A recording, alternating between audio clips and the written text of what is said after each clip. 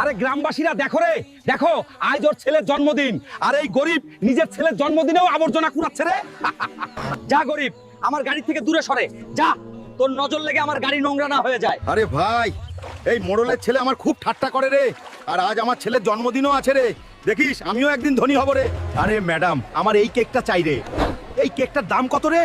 আরে গরিব, তোর কেক কেনার অওকাত নেই রে, তোর অওকাত তো এখানে ঘর মোছার মতো রে। আরে ম্যাডাম রে, আজ গরিব বলে কেক দিলি না রে, দেখিস একদিন আমি তোর পুরো কেকের শোরুম কিনে নেবো রে। আরে রে, এখন আমি এত টাকা কোথা থেকে আনবো রে, যা দিয়ে আমার ছেলের জন্মদিন পালন করতে পারবো রে, আর ওই মোড়লের ছেলেকে তার অওকাত দেখাতে পারবো রে।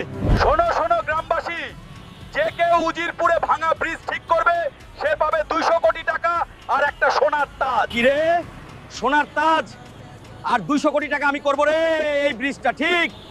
এখানে কি কোনো মায়ের লাল আছে যে এই ব্রিজটাকে ঠিক করতে পারে রে?